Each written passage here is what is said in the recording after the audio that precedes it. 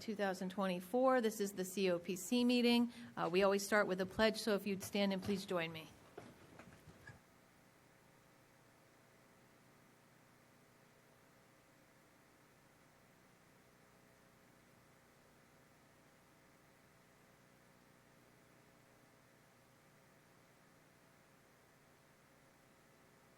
Very good. Okay, so we're going to now just do some introductions, and then we'll take a look at the agenda. Let's start with Precinct 1.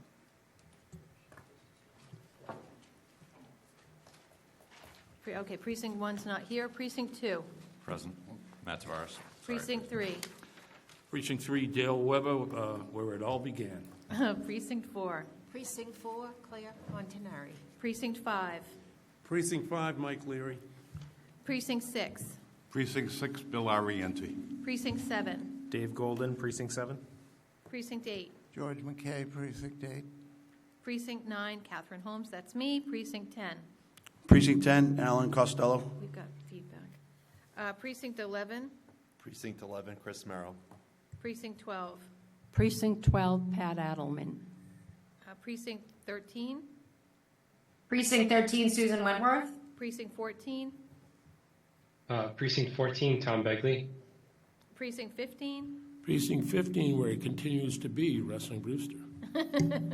Precinct 16. Precinct 16, Pompey Delafield. Precinct 17. Precinct 17, Joe Hutchinson. Precinct 18. Okay, and he's not here today. Carmen, he may be joining, or someone from his precinct may be joining later. All right, very good. Mr. Tavares. I just would hope to make a motion due to some people that have come in to come before the COPC, the town clerk, and the Plymouth IT department to move the caucus schedule to after the IT, just because they're going to kind of be going over the same thing together. Fair request. There's a second. Second. Okay. All those in.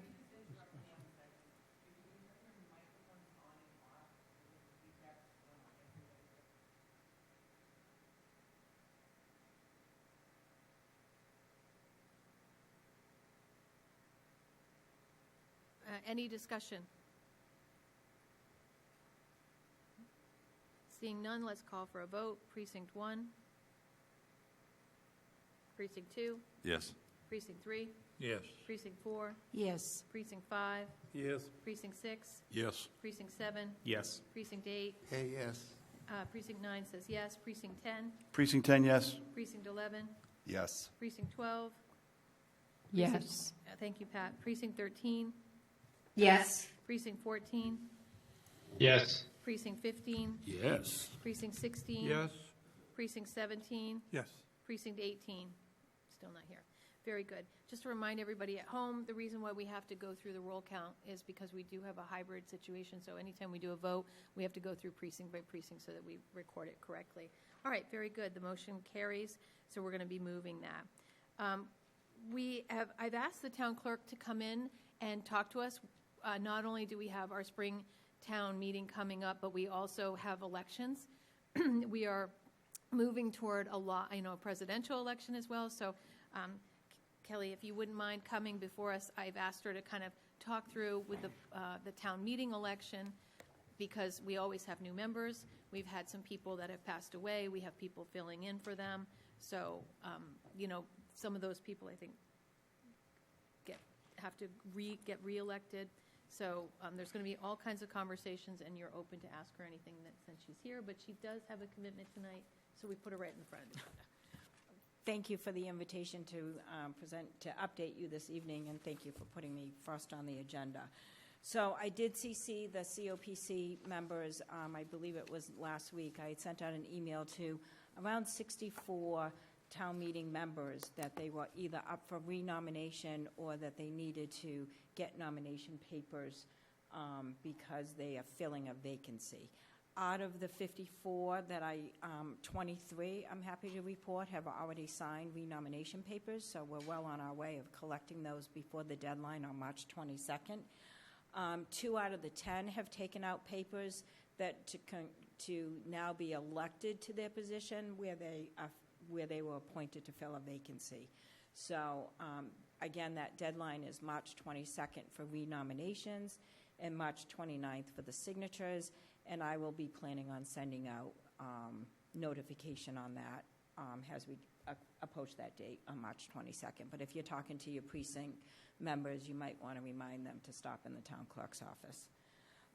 Just if you could just make it crystal clear for those at home, Mm-hmm.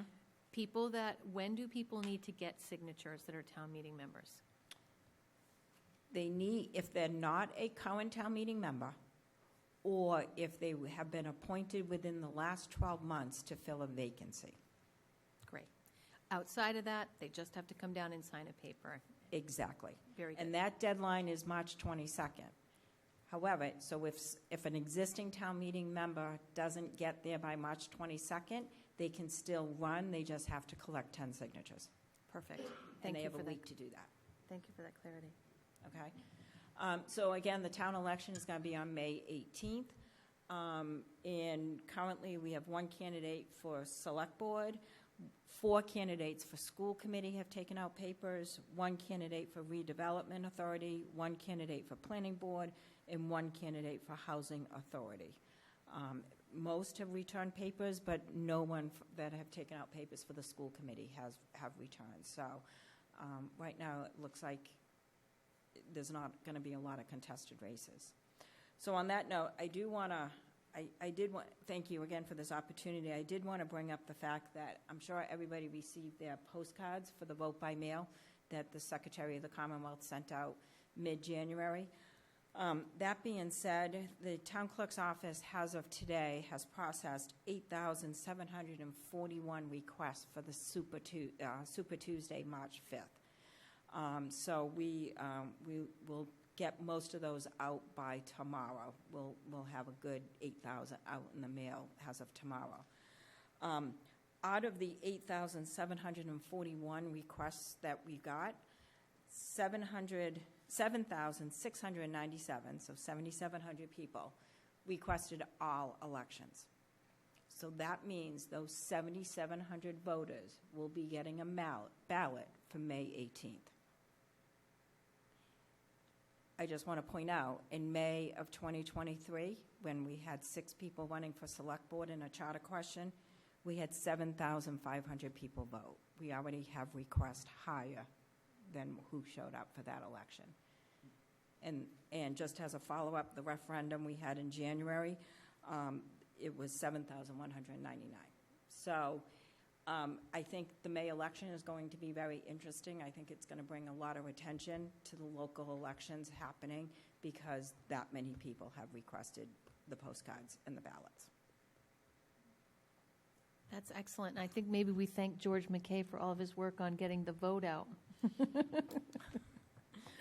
Thank you. I want to thank you, Catherine, for putting Kelly on the agenda and talking about the voter turnout.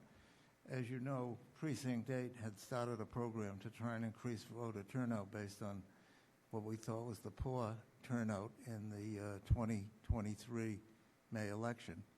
And we had a series of meetings and a series of presentations, including at the Select Board meeting and at the COPC meeting. And Kelly was kind enough to attend all those, and she gave us a heads up about the mailing that's going to come out from the state, because she was concerned about 2 things: the cost, which was an additional cost for a mailing she hadn't counted on, and she resolved that very easily. And then we're beginning to see what she meant by the other impact about getting the vote out with this mailing. And she pointed out the fact that when the state generated the postcard, they said the preliminary presidential election, or the primary, the state elections, the presidential final election, et cetera. And then at the top of the postcard, it said all elections. And my interpretation was that the state, when they said all elections, meant all the elections listed here. But Kelly pointed out to everybody, all elections means all elections, including the local elections. And so I think it's very interesting. We don't have the final numbers in yet, but when is the deadline to get the final numbers in, Kelly? The deadline to request a vote by mail ballot from March 5th is February 27th. So Okay. I anticipate this number will definitely go over 8,000, 9,000 by the time we get to that point. And that is on par with what we did for the state primary in July of '22. The state primary, because that was the first time the postcards got mailed out, we had about 8,000 requests. So I think we just have a little bit more. And keep in mind, this will only happen every fourth year, the presidential year, because it's the only time we have the election in March. Yeah, that's the other question I wanted to ask. So we'll get about 8,000 requests for absentee ballots for the local May election, right? That's what I heard you say? Vote by mail Right, ballots, vote not by mail. absentee. And of those, you expect how many to actually get sent in, or is that the big question mark at this point? That's the big question. If I knew that prediction, I wouldn't be making a lot more money. But we do know that local elections get about a 15% turnout, and it's around 7,000 people that vote in a local election. So if most of those people actually turn them in, we could double the local election turnout if they follow through with that. Well, I would anticipate that many of the people that requested the vote by mail are the voters that are consistent and will vote in the local election. So the question remains is if they just mail back the ballot or if they show up on Election Day. So history, the future will tell us which of those are correct, right? And just to let everybody know, the Precinct 8 will continue locally and within Precinct 8 to increase voter turnout as a particular precinct. And if you look at the last voter, well, we thought we were going to have a chance this coming May to test some of our theories to increase voter turnout. And it turns out that because of the special election in January, which was a local election, we decided to test some of our theories of increasing voter turnout in Precinct 8. And I guess a little bit of good news for Precinct 8 is we did get an uptick in voter turnout compared to other precincts. And I think I shared that with at least the precinct chairs. So we're going to continue that effort, and so we'll see what happens. And All thank right. you, Kelly. Thank you so much, Mr. McKay. So we have Mr. Brewster and then Mr. Costello. I just want to thank you. It's the first time I've gotten an email saying, hey, you have to re-up, and I really appreciate this. I was in her office yesterday, and I got a schooling on all the election and all the scanners that we bought for bought for you guys, and I just really appreciate you seem to be on the ball. Thank you. Thank you. If anybody wants to see the process now, with the support of town meeting, I was able to buy some equipment that is really helping us get these 9,000 ballots out the door faster than we've ever been able to do in the past. So if anybody wants to stop by and see it, it's pretty unique. Thank you. Very good. So Mr. Costello and then Mr.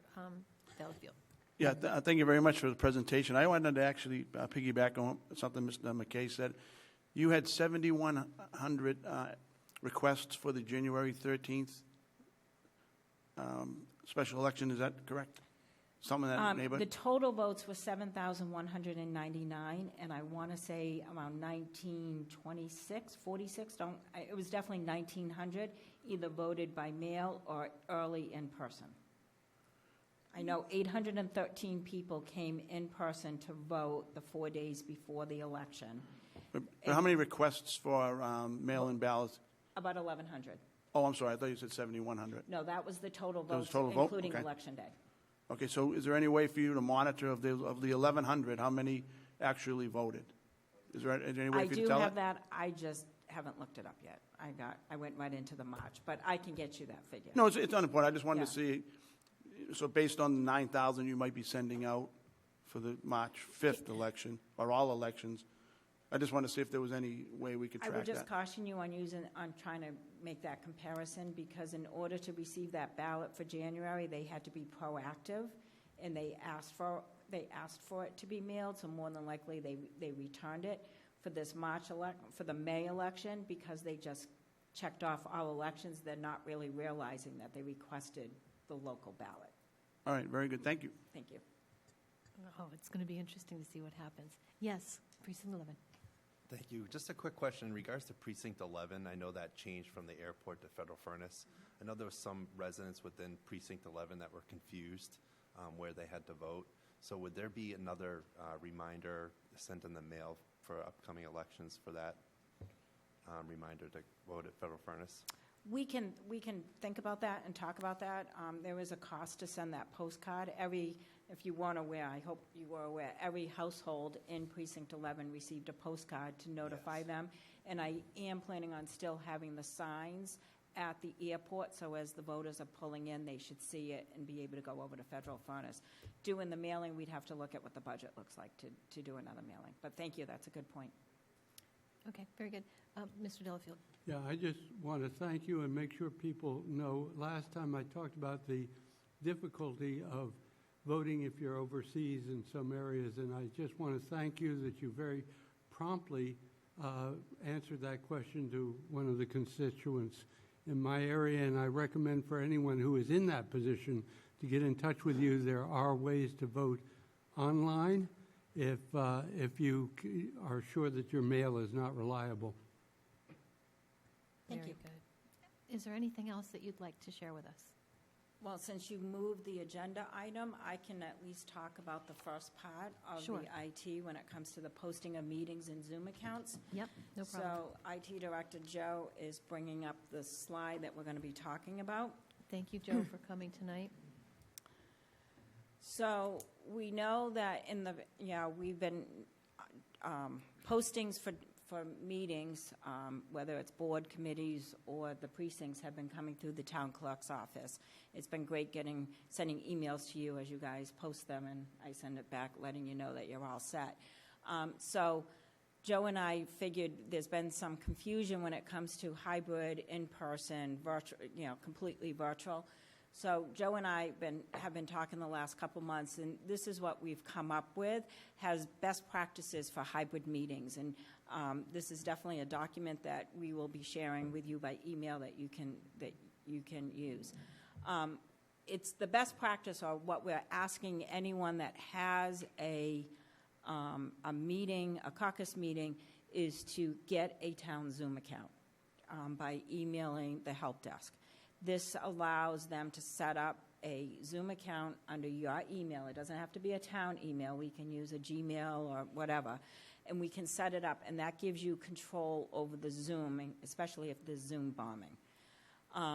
We ask if you could schedule your meeting here at Town Hall. I know that's not always great for you to be out. It's not in your precincts. However, we have all of our conference rooms can accommodate video, especially if you're expecting a lot of people to be hybrid. If you book a room here at Town Hall, we can definitely support you more on the IT side if you're in this building versus some of the other buildings out there. And again, if you're holding it outside of Town Hall, we cannot guarantee that the AV needs will be met. The town does own 2 of those owls. I know Precinct 17 really likes to use those. And attached to this is the owl policy that if you sign one out, you're responsible for it, and that we ask that you return it as soon as possible the next day, so we don't have them floating throughout town. Once you get the Zoom account from IT, you should go in and establish the Zoom link and get the passcode and the link itself, and post that onto your agenda.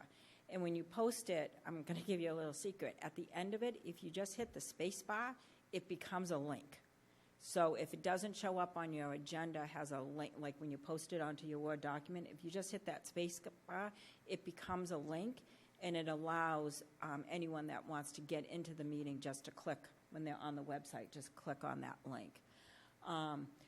The chair should, when the meeting starts, and we do have instructions on how to set up that meeting, and the Zoom meeting, and at the same time we're asking, or it's actually required by state regulations, that any hybrid meetings are recorded.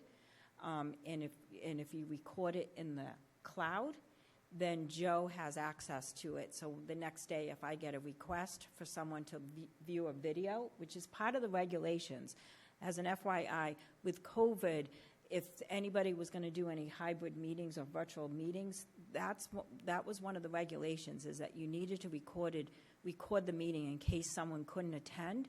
They could then view the recording. So that's why we asked for the recording, and that's why we asked for it to be in the cloud, so we have access to it. And then a best practice is to reserve a spot at the table, because if someone's sitting in the audience and they're talking, it won't necessarily come up on the laptop.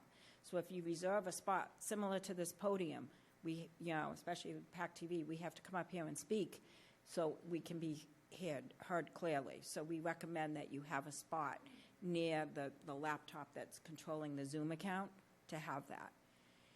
And lastly, I'm going to recommend that, actually, the chair needs to make sure that the meeting is open and anyone that's participating virtually can hear and understand. And lastly, I'm going to ask that if Zoom is down, then you should probably adjourn the meeting and post the next meeting as soon as possible. That way, you've posted it, especially if you posted it as a virtual meeting or a hybrid meeting, you'll have members of the public that will want to participate, and if the meeting continues to go on, they'll feel less transparent. And I'll take any questions that you have, and Joe will go through all the other flyers after that. Okay, any questions for the town clerk? Ooh, that's good, that's very good. Okay. Now, you are welcome to stay for this, or you can... I'll stay for Joe's portion, then I'll Okay, take off. great. Thank you. Thank you. Okay. Thanks for having me. Oh, thank you for coming. Hello, young IT director. So real quick in the packet that was handed out, just when you go into Zoom, recommended settings, topic, precinct 17, caucus, whatever your board or committee is, put in there. Enable the continuous chat, date and time is when you're going to schedule the meeting, meeting ID, you can change the passcode to whatever you'd like it to be. And that's the information that is going to be needed.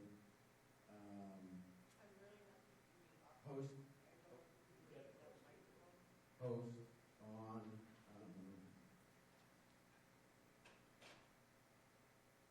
the big ones down the bottom, new participants on entry to eliminate feedback. Automatically record the meeting, change it to in the cloud. So yeah.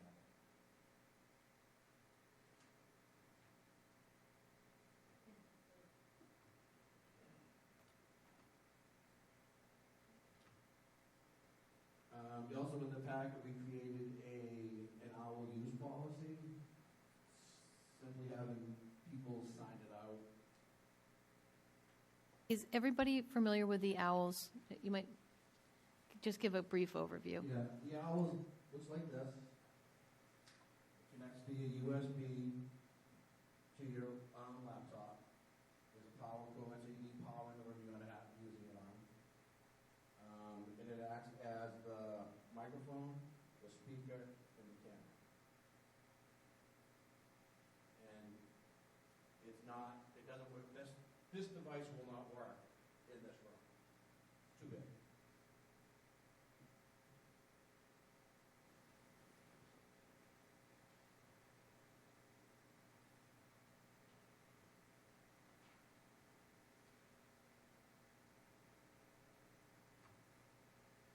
And then, we're not going to go through the whole thing, I know we're pressed on time. There's instructions on how to hook it up. And Mr. Hutchinson can attest to the ease. He's used it at Precinct 17. Yeah, plug and play. I just wanted to show a couple of videos. One meeting using the owl. And one of the things he said is he could spend the entire budget for some number of years on just doing HVACs across the capital building in the town. So, we're way behind with keeping up maintenance, and what that does is it costs you down the road. And then here's a meeting down in Cedarville. Yeah, Kate sits on the stairs. I'll tell you what, though, it scares the fire, and they hate scratching their trucks. Hey, anybody here?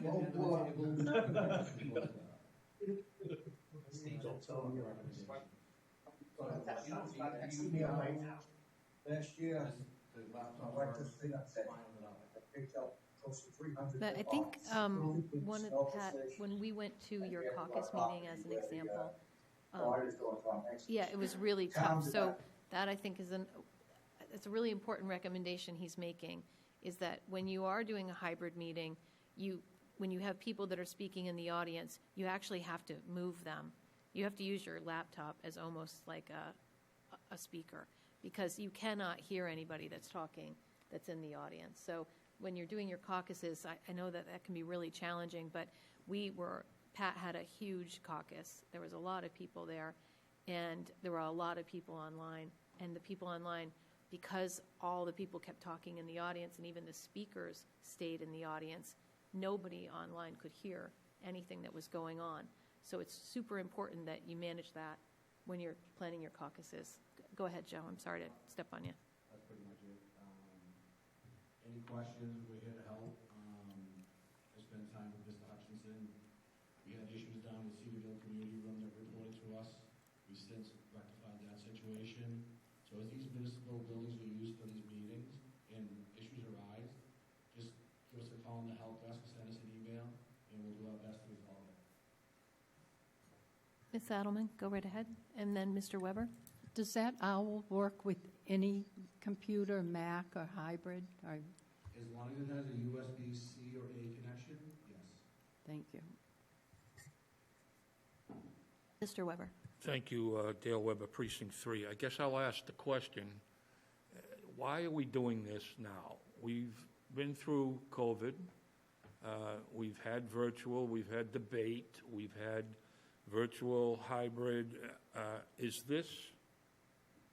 I can see that the clerk's office and the IT seems to be pushing this. Is this some sort of a mandated thing? No. I know it's noticed on the... No. That it's the best practices for a hybrid meeting, but is someone telling us to have a hybrid meeting? So I'm going to take that. So a lot of committees in town are having trouble. They have different needs with their residents. Some of them are immobile and can't get to the meetings, so there's hybrid requirements for some meetings, and they're not necessarily just caucuses. They could be like the Cedarville Steering Committee, or like we had a couple people that actually had COVID last week. So there's a requirement still in town for hybrid, and there's been trouble with hybrid. There's been trouble with accessing the links. There's been some difficulty hearing people.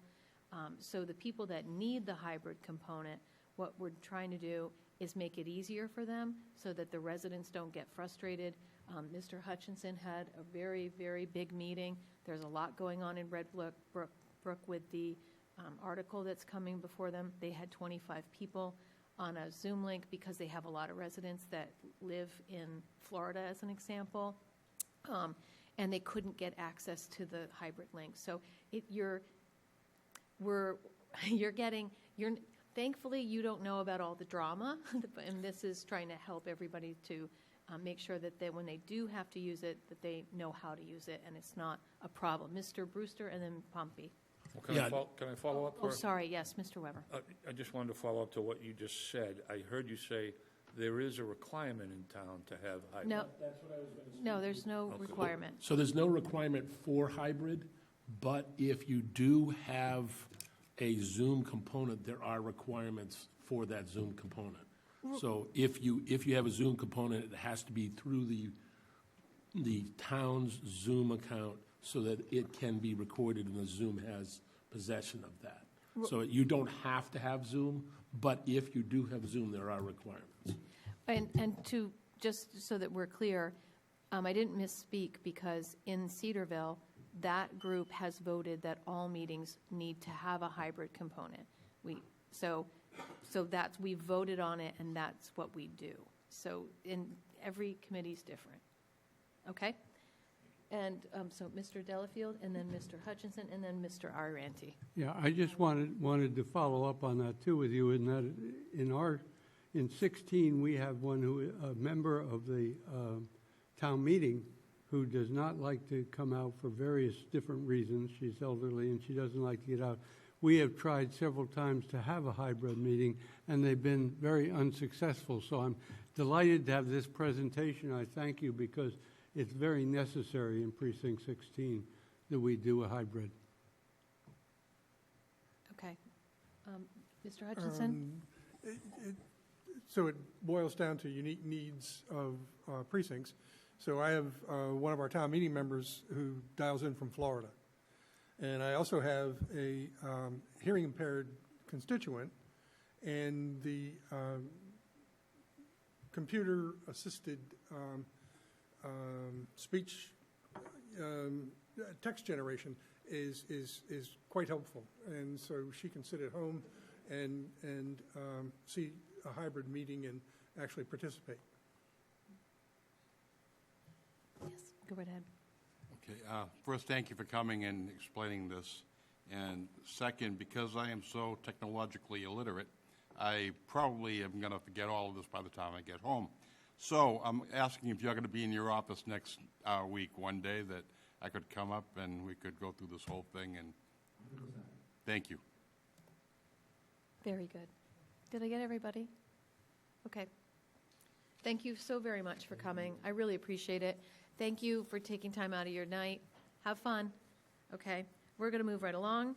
And now we're going to talk about the caucus schedule. I'm not going to go into this in detail. I'm just going to simply say that I've been getting caucus schedules from many of the precincts. I'm putting together a spreadsheet, and we are going to be sharing that with the Advisory and Finance Committee, which is excellent. Excellent news, and I'm getting so many of them.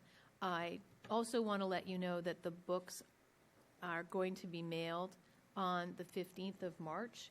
So you may need to consider that when scheduling your, you're doing it again, Mr. Brewster. So I lost my train of thought, I'm sorry. So when you're scheduling your caucuses, let's make sure that if you need your books, there's a lot of information that's available online in soft copy, but they are going to be mailed out on the 15th of March. So if you're scheduling your meetings at the end of February or early February, you will not have your books available. All right? Madam Chair, there's one thing on that. We had scheduled Precinct 6 on the 28th, and I was advised after we tried to schedule it that the 28th is a presentation night there, and it's not out yet. So therefore, if you still haven't scheduled it, you might want to stay away from the 28th of March. Yeah, it's a fair point. I did list all of the upcoming meetings in the new business section, and we can cover that. Yes, Mr. Tavares. I think, Mr. Arianti, if you go to the town clerk website, I think all the dates for the public presentations, motions, meeting, and all that are posted on the town clerk website. Okay, very good. They have been for about a month or so. Okay, very good. And Could I just yes, interject? I thought I had one. Yes, Mr. McKay. I scheduled the precinct caucus for Precinct 8 before we're going to have books out. And primarily I did it because if we try to schedule all the precincts from when the time the books come out, and people get them within a couple of days, and the presentation night, it means we're not going to have precinct meetings. We could have them three a night or something like that, which would be very difficult for the CPC to have somebody at each of the precinct meetings, and also the Finance Advisory Committee. So one of the things I wanted to talk about is, can we get some preliminary information about the books more than we have? You've given out some preliminary information on the warrants related to the Springtown meeting and the special Springtown meeting, but it doesn't have enough detail to really talk too much about. Is there a way we can get some preliminary information that's more than what we have, but less than what we're going to get when the books come out? We've been joined by our Director of Finance, Ms. I could Barrett. answer that question for you. So every single advisory and finance committee agenda that is posted on the website for a particular meeting would have the articles that they're reviewing that night at that meeting, and the agenda packet has all of the backup material that has come from the department or the committee who's requesting that article. So that information right now is on the website, and then basically what Jeanette does is she just culls all that information together and puts it in the book, and that's what we mail to you. We don't mail you, we don't create new information that goes in the book. It comes from those agenda packets, and that information is already on the website. If you look at each of their meetings, the agenda packet would have it. Okay, so maybe just because I know I'm going to get a million phone calls on this now, maybe you and I can sync up and I can send out some links to point people quickly to what we're talking about. We could probably have Chelsea do that. So that would be great. Yes, yeah. Are we able to deter from our agenda? Yeah, can we? We've got such amazing news. But first, let's finish this topic, and then we're going to move on to something. So, Mr. Did you have a question? No. Yeah, Pat has a question, and then I thought I saw one down here. Yep, go right ahead. I think it's for you, Lynn, before you leave. When you get on the website, where do you find the packets? It's not attached to the agenda, is it? For advisory and finance, it is. Oh, just for advisory and finance. That's how that committee does it, is the agenda. The agenda has the packet information included with it. Everything. So, Pat, I'm going to work with Lynn, Okay. and I'm going to get that information, and then I'll send it out to all town meeting members so everybody can access it easily. Thank you. And there won't be having to hunt through the website. Yep. Oh, we'll talk about it. Yep. Okay. Any other questions on this, on caucuses? Okay. I'd like to. All right, so before we get into, make a motion to introduce the new clerk. You can do Can it I- without objection. Okay, good. All right, very good. So we've got the most amazing news. We voted in fall to have an administrator to help oversee COPC, and she has started. She's hired. So Lynn, would you like to help us introduce our new administrative assistant? Welcome, welcome, welcome. We're so thrilled to have you. Yes, so this is Chelsea Westgate is the administrative coordinator for the Community Preservation Committee and the Committee of Precinct Chairs. So she is available for this committee to work with the chairman on putting together the agendas, posting the meetings, taking the minutes at those meetings, making sure that everything gets posted after you've approved your minutes and all of that. She's here to work with you on, depending on what you have on your agenda, putting together those materials together for if you wanted to invite, DPW to a meeting. She would coordinate those things. She's here for you to, coordinate all those things for the committee. And then especially, too, for the subcommittees also that have been created, is to work with those subcommittees and reach out to us, because she would be able to assist you in, for example, the legislative committee you guys have been talking about for a long time, to put together some kind of reporting mechanism on previous articles that have gotten voted at town meeting, what's the status of those articles, those projects, what's happened, sort of putting together some kind of report that's put out consistently, maybe quarterly. It's given to the committee, it's put on our website so that everyone, has that information. So things like that, we've been talking internally, but I'd love to, introduce you to Chelsea Westgate, and if she wants to say hello. Hello, everyone. Thank you so much for the warm welcome. I'm really looking forward to working with all of you, hammering out whatever I can do to make everybody's life a little bit easier. Happy to be here. Very good. Well, thank you. Welcome. And thank you, Mr. Brindisi, for the effort to help make this happen, because I know that it took some time. Very, very good. Well, you're welcome to stay, or you're welcome to exit. It's up to you, but we will welcome you here for all of our meetings going forward. Very good. So now we're going to talk about DPW. In our last meeting, there was a couple of things that came up that we wanted to talk through. One was Wareham Road. Mr. Hutchinson raised this.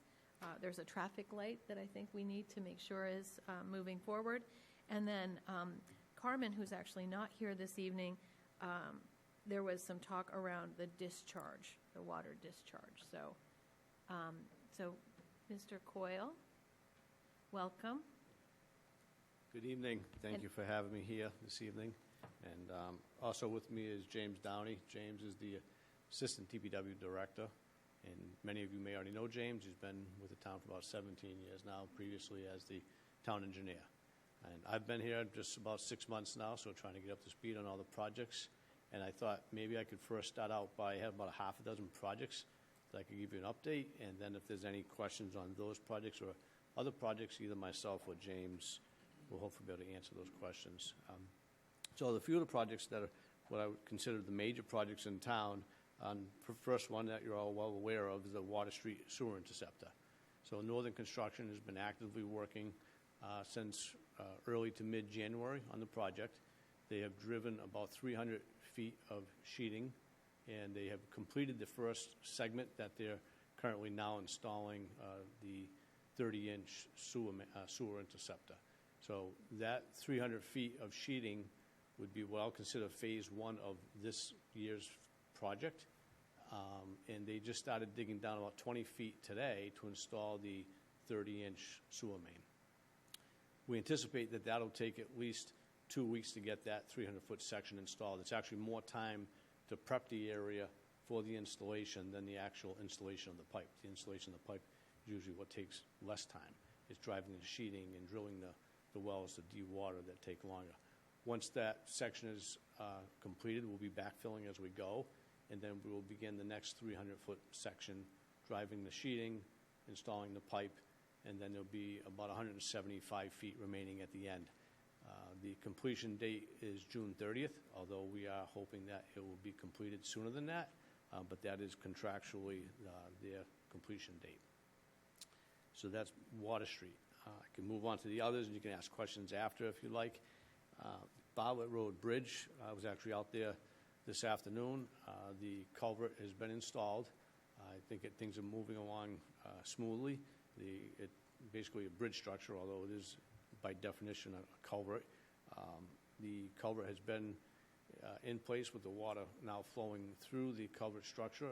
We originally had water bypassed around the structure for the construction could occur. The drainage system, the catch basins, manhole structures are being installed currently, and we anticipate that project to be completed sometime in late spring with paving probably going into the summer as well. And there's also a water main project that will be coordinating. So the water main was replaced on that bridge structure, and then as the water main is replaced on Bartlett Road Bridge, that work will occur this upcoming construction season as well. Now, I'll speak to that project a little bit, too. One of the things that James and I are working on is the paving program for the upcoming construction season. So it's something that we both, I think, enjoy doing. We both have, between the two of us, probably, I'd hate to say, but probably 50 years of experience working with paving and different methods. A lot of my background was with Mass Highway, or Mass DOT now, and then also with other towns where we did a lot of basic mill and overlay, chip seal, reclamation, hot in place recycling. We'll be meeting with a representative of a company to look at some hot in place recycling, maybe a potential candidate that we'd like to try this year. So we'll be reviewing certain roads to see if we'll be able to introduce that to the town as one more tool in our toolbox for preserving our roadways. So our goal will be to look at our collector roads and our arterial roads, our main roads, and basically the philosophy is to keep your good roads good. And those roads where we have a tremendous amount of traffic on, we want to make sure those are in good condition. But we also want to balance that with some of the local neighborhood roads that are in very poor condition. So it'll be a balance of focusing on neighborhood roads that are in very poor condition and also paving and maintaining our infrastructure as well, that most of all of you drive on every day. So more to come on that. So I'm sorry. Brewster, we're going to wait until the end, and then we'll ask questions, okay? Thank you. Okay, thank you. Brook Road Bridge, that project is anticipated to start on March 4th, and with construction to be completed in early summer. And it's more of a rehabilitation of that structure, and the roadway width will be maintained on that. And that road also has a water main replacement scheduled as well, which would also occur in the next construction season. So that brings me to the Manamet water main replacement project. So as many of you know, White Horse Road, that road has been completed for the water main. We still need to do the services, but they're actually ahead of schedule currently because we've been working through most of the winter. The weather has cooperated with us, and then we will continue through the construction season. We have the Priscilla Beach Road. I think they've pretty much completed most of that, if not all. I'd have to check to see where they are, and I know they were working in that area. Brook Road, Bartlett Road, and then Manamet Point Road as well. And we anticipate doing the work around the school, the elementary school, during the summer, so that we don't interfere with the buses coming in and out of their site drive itself. The roadway will have to have some work done outside of the summer months just because of the length of that roadway. And lastly, Long Pond Road and Halfway Pond Road, traffic signal. James and I have been working on that since I came here. And one of the biggest challenges has been some of the owners have changed. So some of the discussions for temporary construction easements needed to be had again. They've gone well, but we do need to continue working with the abutters. So I want to emphasize that these are temporary construction easements. There are no permanent land takings. We are hopeful that we will be able to get sign-off for what we call right of entries. If we are not successful, then we're also prepared to go before a town meeting in the fall to obtain temporary construction easements through the town's eminent domain process. But that would be more an in-depth process because we'd have to have appraisals done for the property owners, plans drawn up for what those easements are. So it's a little more lengthy process where these temporary construction easements are more or less just right of entries along us onto your property, do some grading. So we're trying to work with the abutters and make sure that we address their concerns. James had a meeting, I think, 2 weeks ago, and we're trying to look at some of the comments that were made and see if we can satisfy this individual as well. So with that, and there's more projects, but I'm sure that you may ask some questions on them. I'll be happy to try to answer them. Again, if I'm not familiar with that project, I'll see if James can respond. Very good. Okay. So Mr. Brewster has the first question. Yeah, you mentioned paving and road mitigation.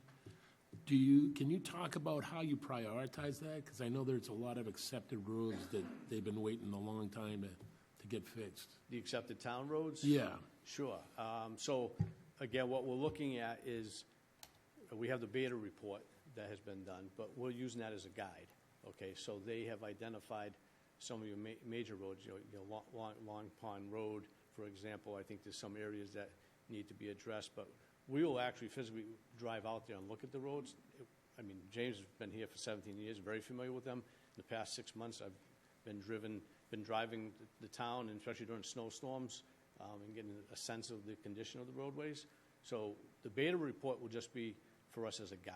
We're not going to hang our hats on, well, they said that road needs to be done, because things may have changed since then. They may have driven that road when there was utility work going on, and since then, there may have been permanent patch repairs that were done, and the road drives fine now. So we're not going to just go with that report. We're going to drive every single road and evaluate them.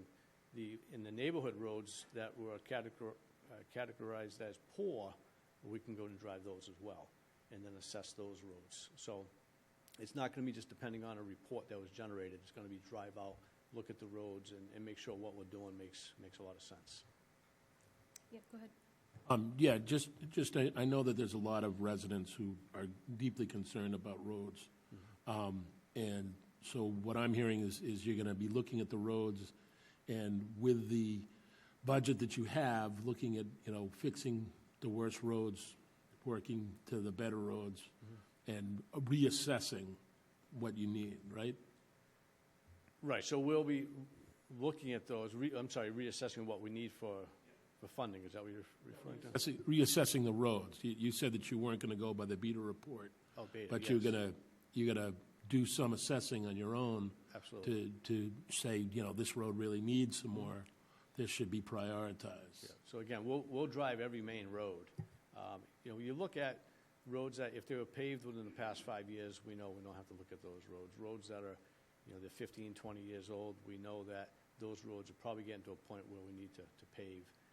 But the main roads, to me, as long as they are, they're not that difficult to drive down those and assess those roads. So I think we'll hit every one of the main roads. I can't say we're going to hit every local road because you're talking 230 miles of public roads and another 70 miles of paved, unaccepted roads and 80 miles of gravel roads. I mean, it will take us a long time to drive every road. But our goal is to use the beta report. They've identified the neighborhoods that are in poor condition. So I think we can be reasonably confident that those roads are in poor condition. So we want to make sure we pick roads that these roads definitely need to be done. And then the main roads, these roads may be in fair condition, but those may just be a mill and overlay. Because again, keep the good roads good. Don't let them deteriorate, because otherwise if those deteriorate, it'll cost you twice as much money to fix those roads. Thank you. Okay, so we have Mr. Hutchinson, Mr. Delafield, and then Mrs. Montanori. I defer to Mr. Delafield, whose precinct the intersection is in.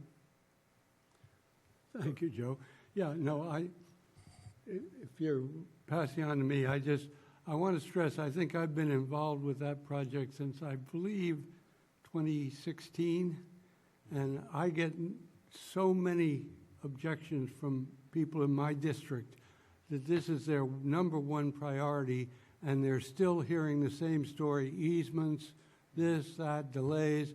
I'm wondering how we can have both an optimistic and maybe pessimistic, something that I can give them that can assure them that the work will be done. This is a very dangerous corner.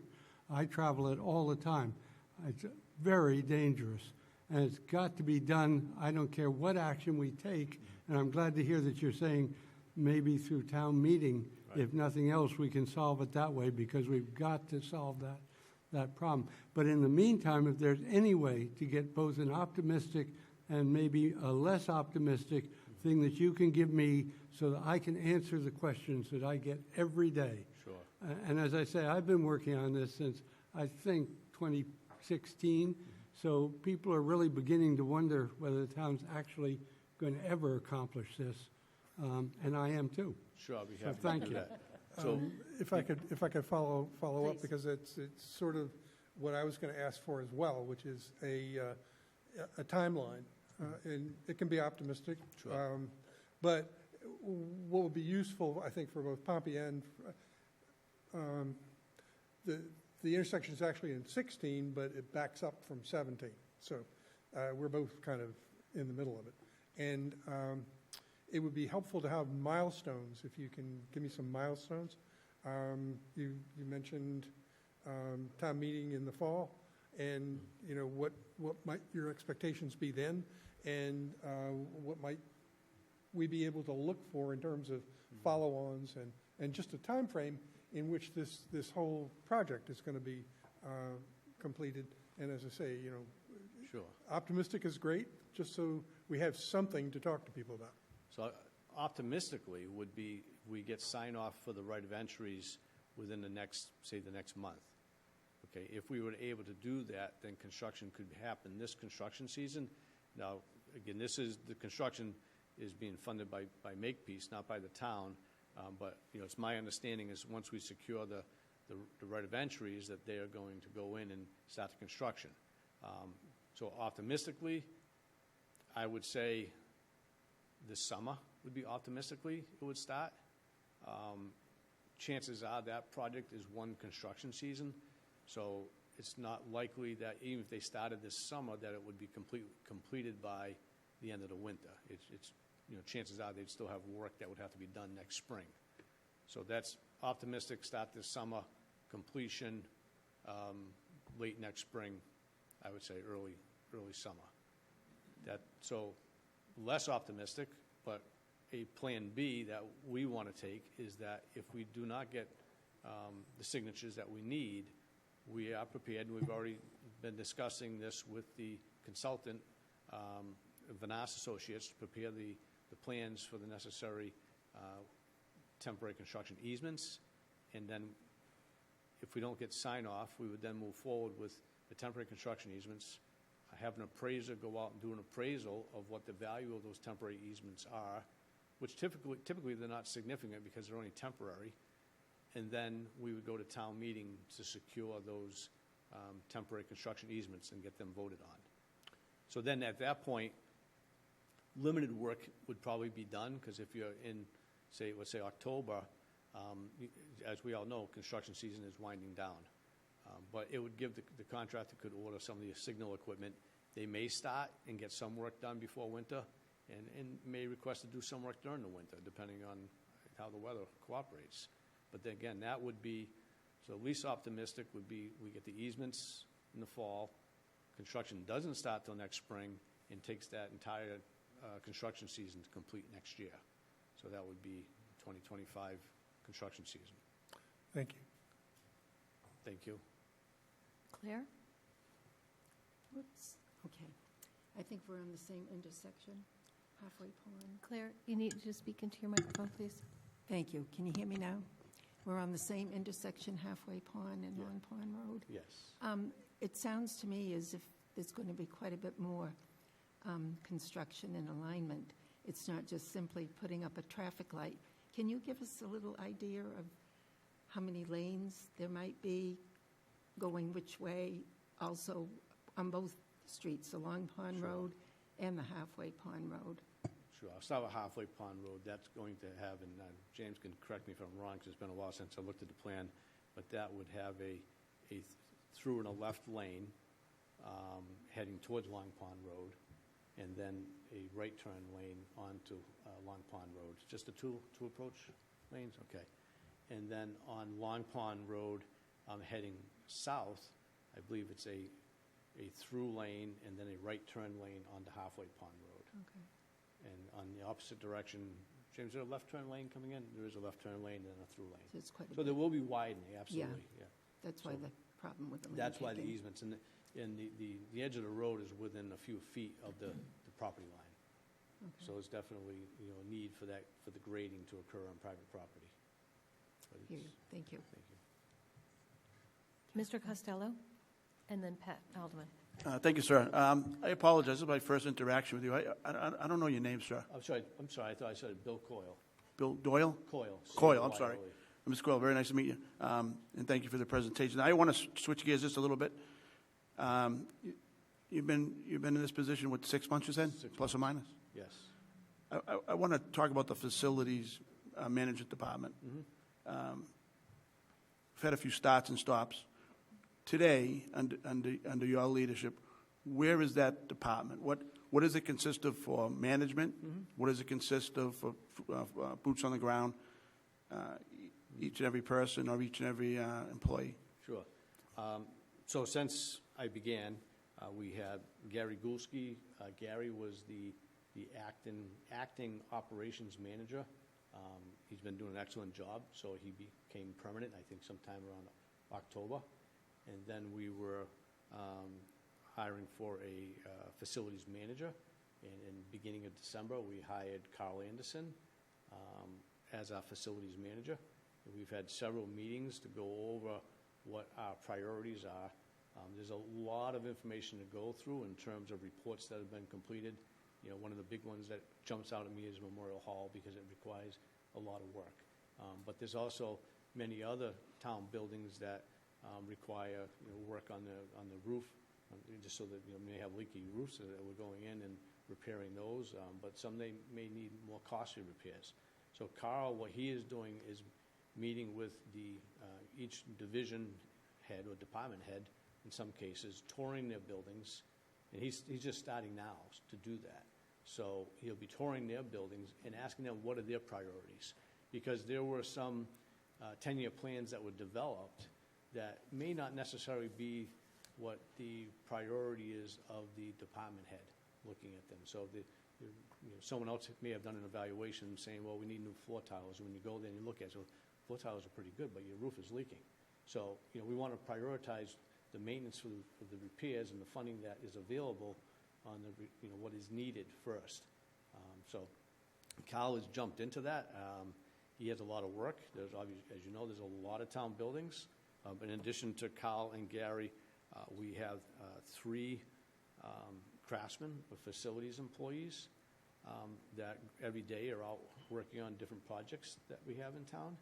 And I believe there are, and I'll get the number wrong because I haven't counted recently, but I think there's about 8 to 10 custodians that also fall under their leadership as well to maintain the buildings, which I think they do a great job. When you walk around this building, I'm always impressed at how clean it is.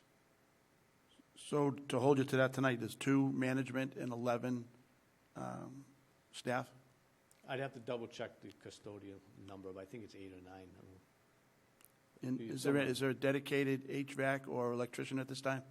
We have not hired one. I know there's been an advertisement that's been out for a while for HVAC.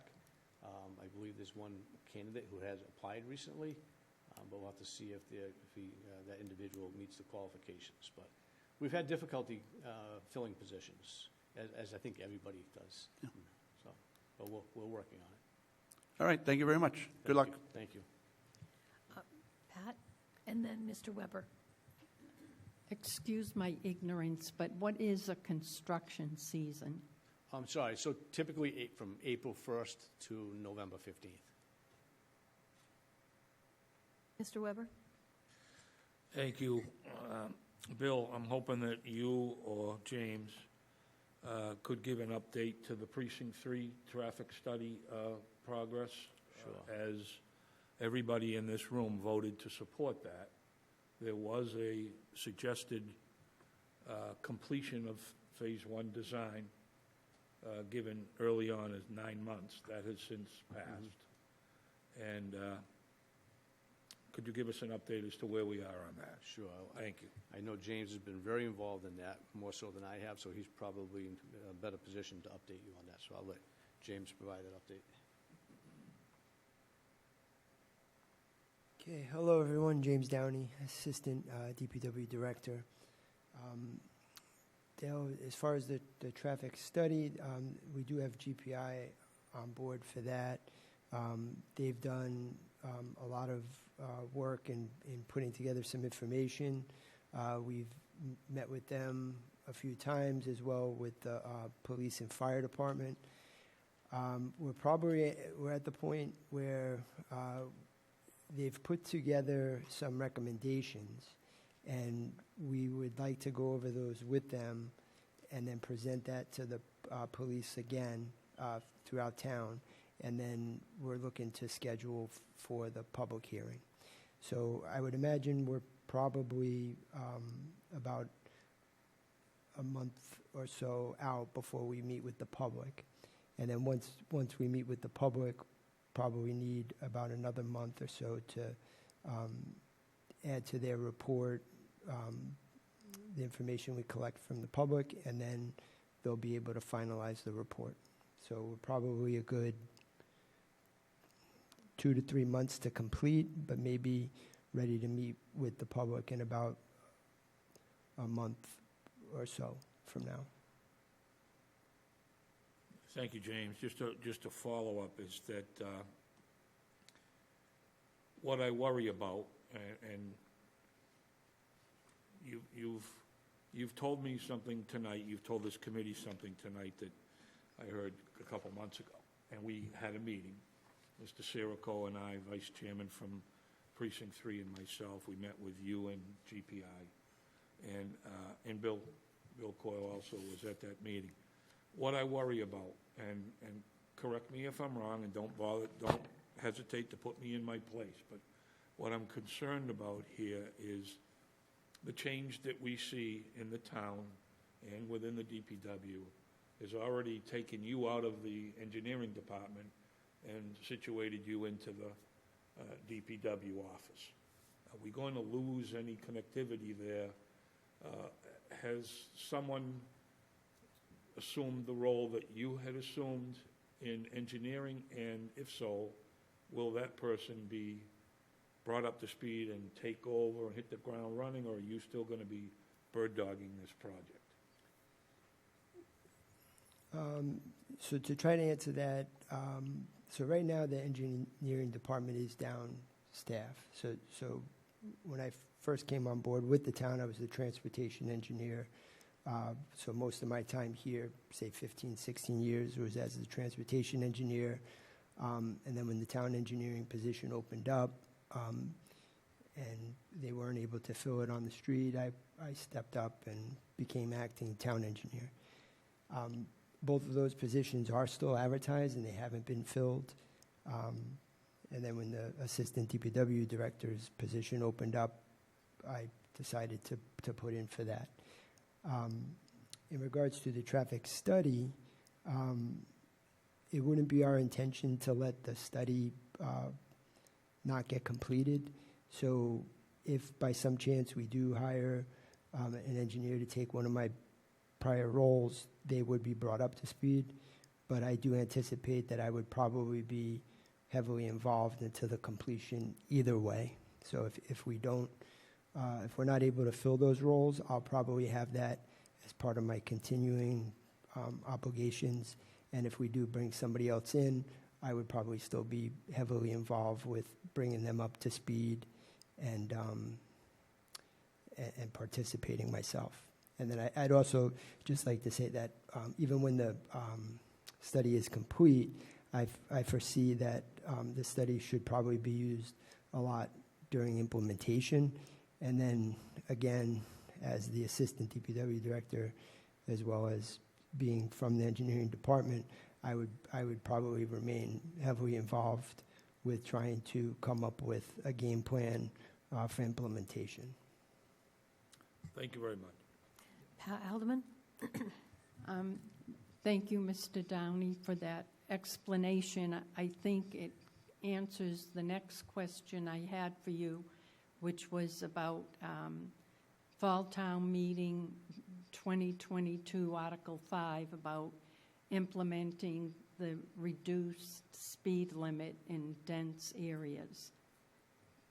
Is that the reason why there's a delay, because of the void in the engineering department? I would say that the reduced staffing has played somewhat of a role in that. But again, it is not something that we've forgotten about. So we are working towards completing that as well. Thank you very much. You're welcome. Any other questions? Okay, I actually have one. When Mr. Beater was still with us, he was working on trying to solve a problem in our neighborhood down on Little Sandy Pond Road, which is the section of Sandy Pond Road that works into Roxy Calhoun. So you know how Little Sandy Pond splits. It's really weird. Little Sandy Pond is on one side of the pond, and then there's also a small section called Little Sandy Pond on the other side. And we have a problem with runoff and water. Do you have any knowledge of any work being done on Little Sandy Pond?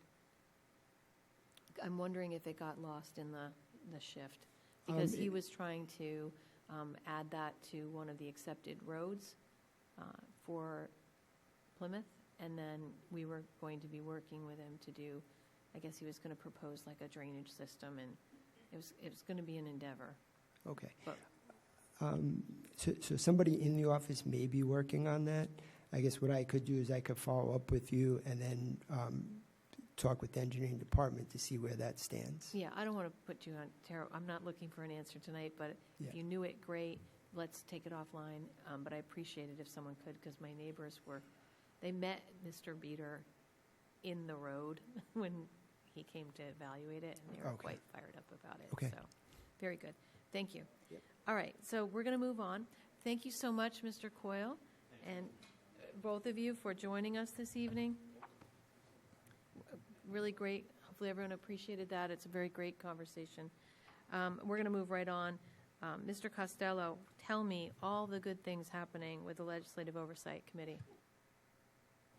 Mr. Brewster, you're doing it again. I'm teasing.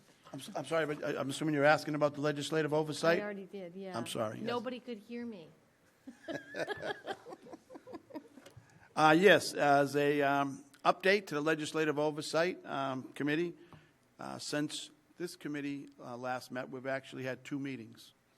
January 22nd, we had a meeting at the Rope Walk Room, and at that meeting, we finalized to our liking as best we could the document we were going to use going forward to track some of these articles that we've spoken about in the past. And we finally put together a pilot program, for lack of a better word, and we picked 7 articles that have recently been passed by town meeting. Some of them actually were spoken about here this evening.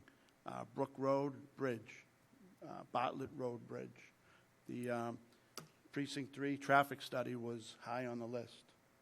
Ms. Adelman was, the question she just asked was, she was high, and she gathered the follow-up information on the 25-mile-an-hour speed limit. She wanted to see where that was a very important topic that people reached out to me in the Red Brook area and a few others.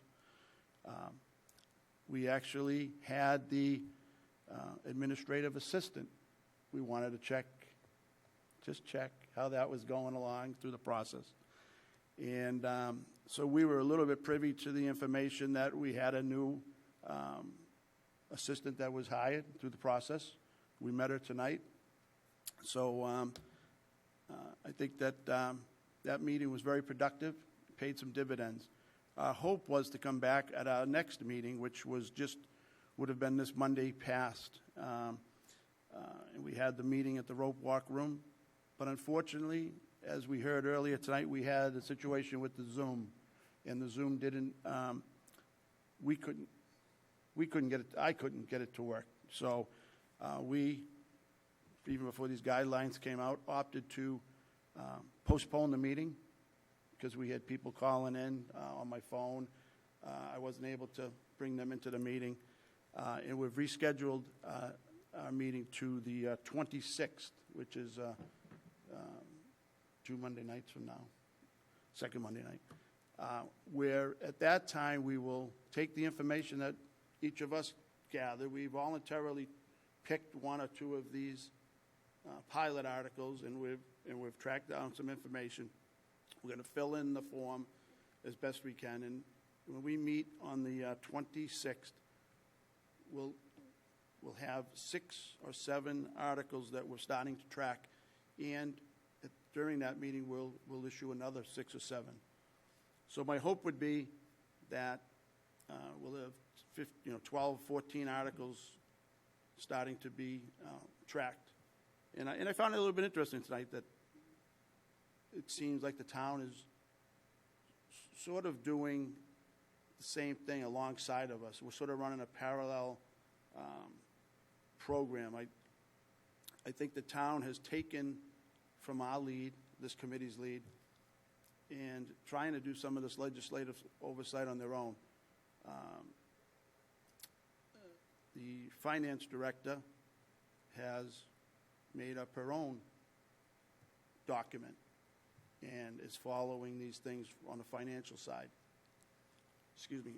the IT department is working with both the finance department and us, so that I don't think we're too far away from the townspeople, town meeting members, ourselves, being able to go on the website and find out where we are with a lot of these articles.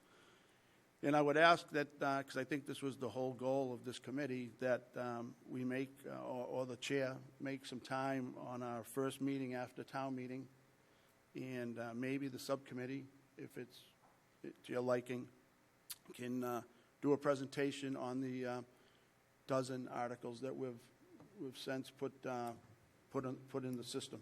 Yeah, absolutely. So that's where we're at. Thank you. Alan, this was a good update. I really appreciate your effort. That it is. I'm glad to see that you've got some progress going, and it looks like you got momentum and support from the. I appreciate town that. I manager. appreciate the help of this committee. It took a little while. We were working, with the town. We were working with a few people. And once we got the document the way we liked it and it gelled, I think we're off and running. Good. So I think everyone will benefit from it. Okay, we'll Thank you. definitely put you on the agenda for. Yeah, at your convenience, one of the meetings right after town meeting where it sort of tends to be quiet. Yeah, May. We'll look at May. Thank you. You'll let me know if you need more time. All right, very good. moving on. Charter Review Committee, Mr. Golden. Thanks, Catherine. The Charter Review Committee is continuing its work on Chapter 3. Our most recent meeting was canceled due to inclement weather. So we are taking up agenda items that were scheduled for this week. Next week, we're looking at presentations from the town clerk and the public health director, Karen Keene. We'll also be covering appointment powers for the select board, including the appointment of the town manager, the town manager's powers and duties, the Board of Health, and the Conservation Commission. So those are the major topics we'll address as we continue our work on Chapter 3. This is an ambitious agenda. Knowing the crew that I have, I think we will probably get midway through it before we have to shift some items to a future agenda. But that's what's slated for next Tuesday, 6 p.m. in the Robe Walk Room. Very good. Thank you. Thank you, Mr. Golden. Town meeting handbook, I'm going to ask Mr. Tavares to provide an update. So we all know Carmen chairs that. Unfortunately, it's not here tonight. So we had an initial kickoff meeting where we kind of came up with a plan of action, how to tackle the town meeting handbook that's out there on the website right now. Each individual on the subcommittee kind of took a quick red line through the document that's been sent to Carmen. He's compiling it together to kind of take out duplicate edits. And once we get that together, we're all going to, at the next meeting, sit down and look at it. We were supposed to have a meeting on February 8th. Unfortunately, due to unforeseen circumstances with a member, we are postponing that until the 27th, I think, is the 2 weeks from now, the February 27th. The agenda for that hasn't gone out yet. I'm just going to be working with Carmen on getting that together.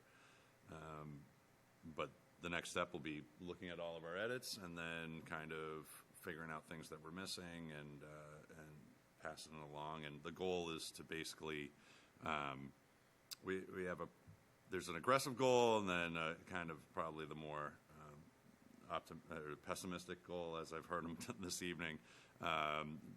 We'd like to have something for just after the spring election for people to look at because we'll have possibly new town meeting members. But I have a feeling it'll be closer to the summertime that we'll see something that we can get in front of people that's a working document that everyone can take a look at. Very good. Thank you very much. Okay, Ms. Adelman, let's talk about meeting minutes. Okay, I would like to have approval of the minutes from January 18, 2024. Motion to approve. Second.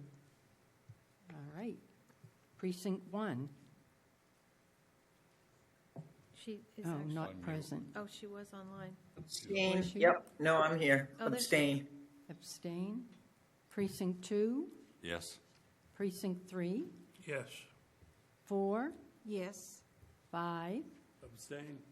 6, Yes. 7, Yes. 8, Yes. 9, Yes.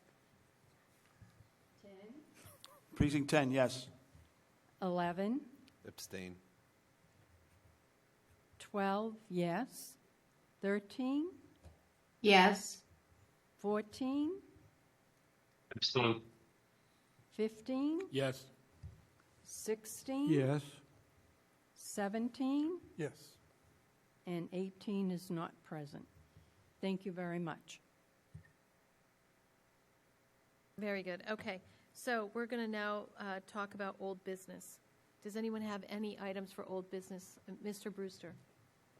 Just a reminder, Chair, to the chair that I asked to see if we could put on the agenda creating a budget subcommittee that we talked about. If you could put that somewhere on your agenda at some point, I would appreciate it.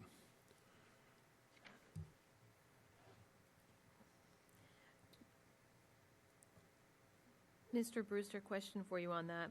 Budget subcommittee, are you looking to do that before town meeting? I don't think we can. Thank you for But saying Mr. Helm pretty much pleaded with us to look into it, and I'd just love to see if we have an appetite for it.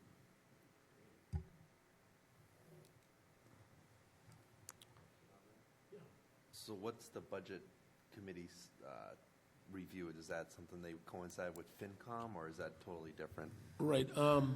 Selectman Helm came in a couple weeks ago, and last time we met, and he was saying that the budget, by the time town meeting gets the budget, it's gone through a very long process.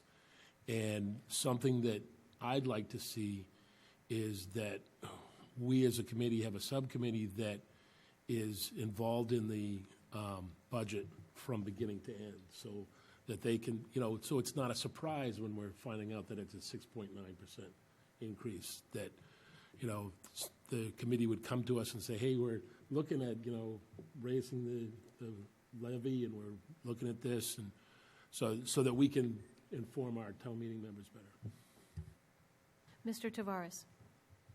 So I don't know if I've seen some meetings for the Charter Review Committee. I haven't seen all of them, so I definitely didn't remember, or I haven't seen the part on FinCom. So, when is that? Yeah, so the discussion on FinCom was postponed. Okay.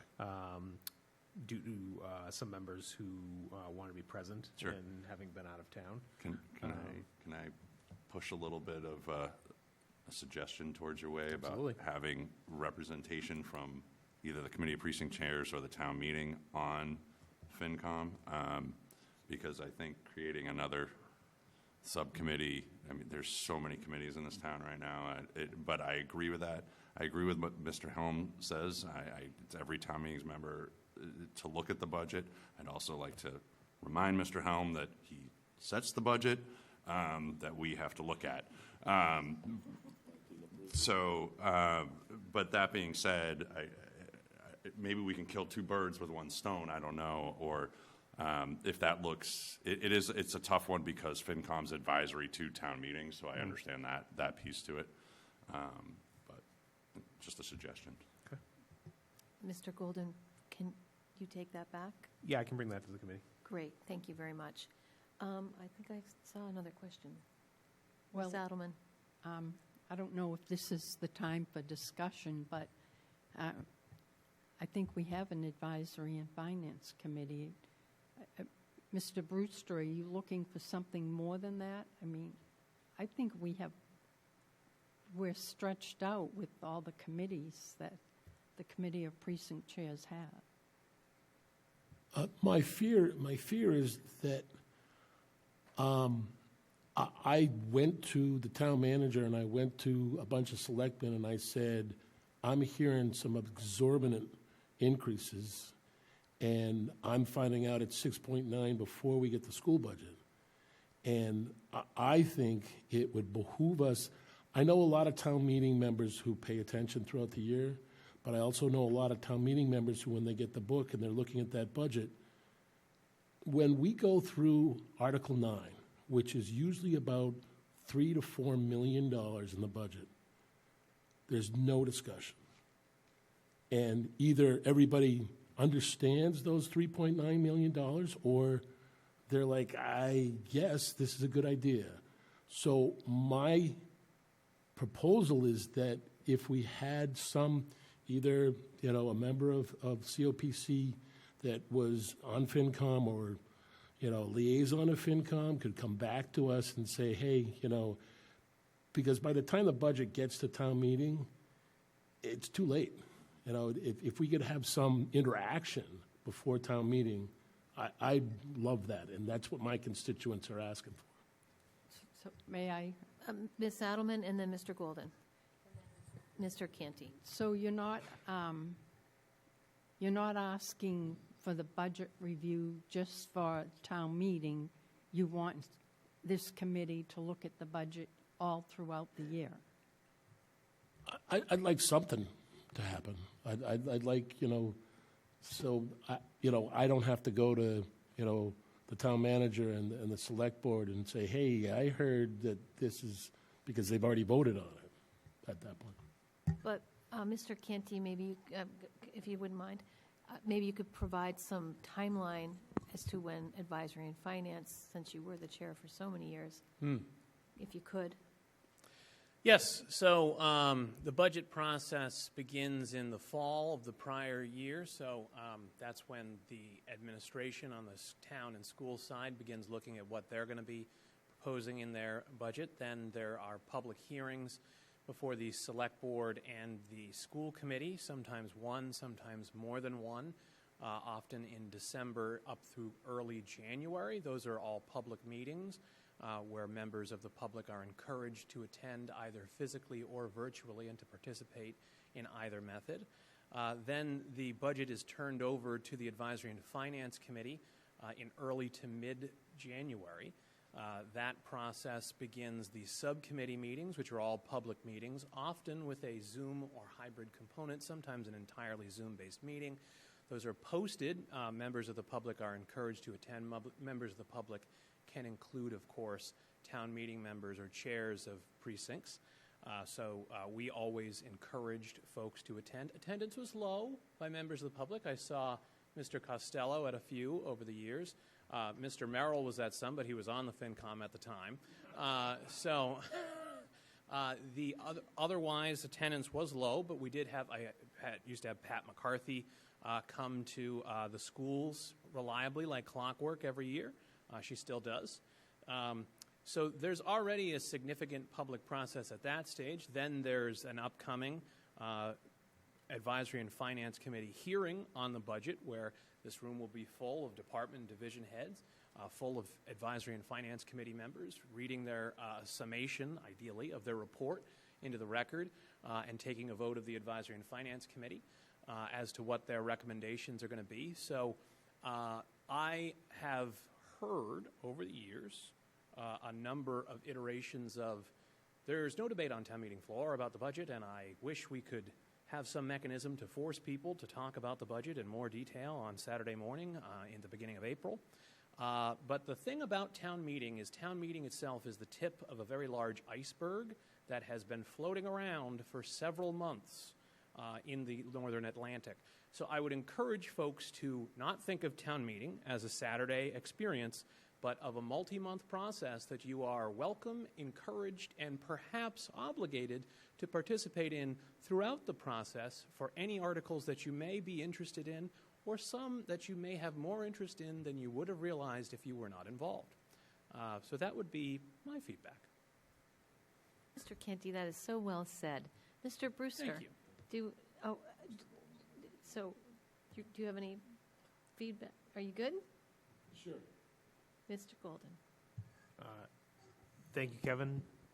And then, Mr. Golden had already, Mr. McKay, and then Mr. Hutch. Thank you for that explanation, Kevin. I think you encapsulated much of what I had hoped to say. I would add to that, though, if the committee's pleasure were to have someone liaise with the FinCom, I don't think there's anything that prevents us from doing that at this current time. I don't think it requires a change in the charter. Mr. Canty has come here as a liaison from the select board of his own volition. Any of us can attend the FinCom meetings and bring that information back, but if we wanted a named liaison whose responsibility it was to go to those meetings and come back to our meetings with information, I think we could do that without a charter change. Yeah, and we used to get advisory and finance support. Mr. Canty always came as the chair of advisory and finance.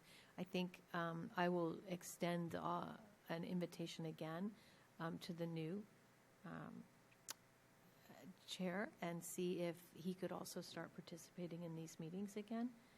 It hasn't happened yet, but we can work on that. Let's go back to the agenda. So it was Mr. McKay. Thank you, Mr. Hutchinson. Mr. McKay. Thank you. And then I Mr. put my hand Costello. up, but nobody saw it. I didn't see you. I'm sorry.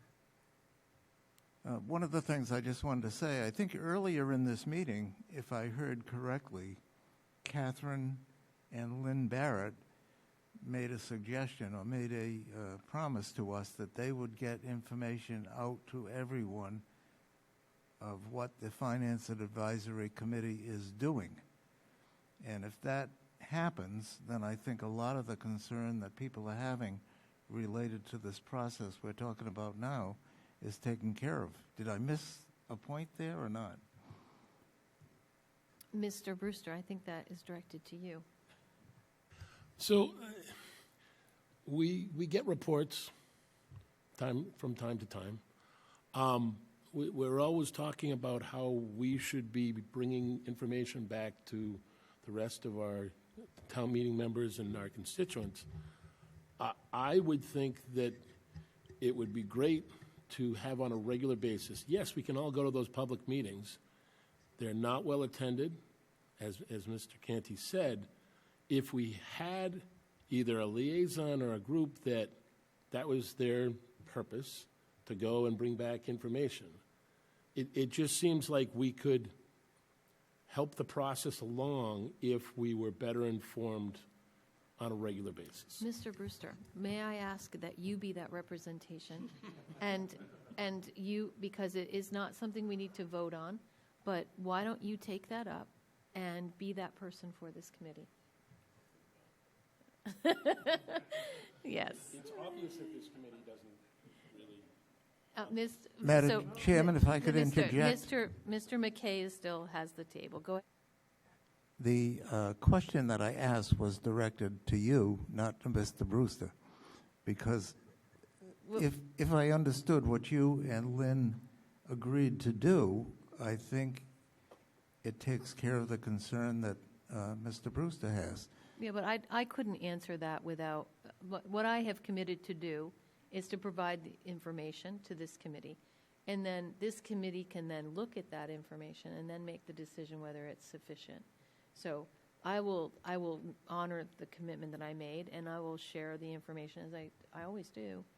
And you all can come back and let me know if it is not fit for purpose or if you need something else. And then in the meantime, Mr. Brewster is going to be attending the advisory and finance meetings and getting back to us with complete updates. Very good. So we Thank still have you. some people on the floor. Mr. Costello has been waiting patiently, and then Mr. Weber is also waiting patiently. Well, I thank you very much. I was going to follow up what Mr. Canty said. I did. I took it upon myself to go to some of the, or most of the advisory and finance subcommittees when they were talking about the budget a couple of years back, and it was very educational. I learned quite a bit. I went to the school committee subcommittee and learned a ton, and it quite honestly changed my perspective a lot on the Saturday morning and went to town meeting.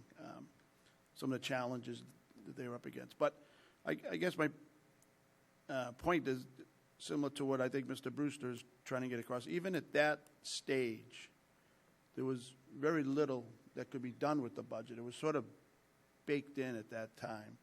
And I guess my question would be to Mr. Canty to put on is, his old hat as advisory and finance. What in the past as advisory and finance, either through those subcommittees or through the committee as a whole, what have they done to question, alter, change at the budget as it gets to them? I have only remember one occasion in the last 10 years where a change was made, and then it was quickly, quite honestly, changed back. And there was no movement in the budget. So maybe I've missed some. Could you let me know if you have any recollections where things were changed? Sure, I can remember innumerable changes that we've made to the budget. They're often relatively minor tweaks. The thing with the budget is that it's an iterative process, so every year's budget is based on a prior year's budget, which is based on a prior year's budget and based on a prior year's budget, right? So, and advisory and finance committees have been looking at that budget since time immemorial. And so it's been sort of whittled away at over time, and the department and division heads are well aware of what they need to present to the advisory and finance committee to make a good presentation to justify their needs. So the process is working, so you don't see big swings in budgets that often. You do see tweaks. I remember, for example, this was maybe 6-7 years ago. The select board at that time had not supported an initiative by the police to fully staff the police department. And this was in the ramp up to 2020 when we were anticipating that 2020 was going to be a much more positive experience for everyone than it ended up being. And John Moody, the chair at the time, took it upon himself to go to all the budget subcommittee meetings that he could attend to try and find money within the footprint of that budget to fully staff the police department as it needed and required at that time.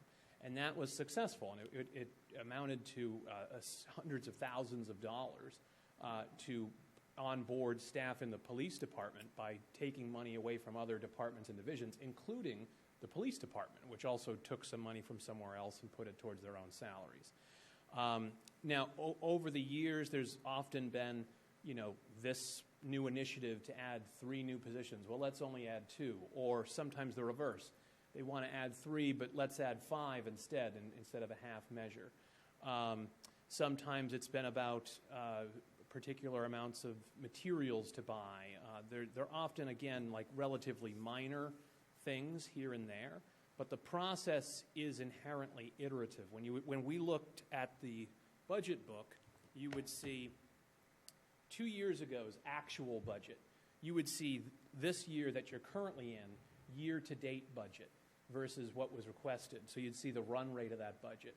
And then you'd see the town manager's request, the select board's recommendation as well, or the school's request in case of the schools. So the thing with the budget, too, is a lot of the budget is made up of salaries and benefits. So a lot of that, and fixed costs with vendors. And you can't, the FinCom can't say, oh, well, this company that we have provides a vital service and we have a contract with, let's just pay them less this year.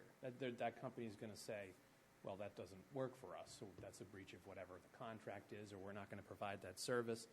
So that's another reason you don't see a lot of big swings in the budget, up or down, from the FinCom, or even from the select board versus what the town manager originally recommended, because a lot of those decisions have been made over the years because of those specific requirements.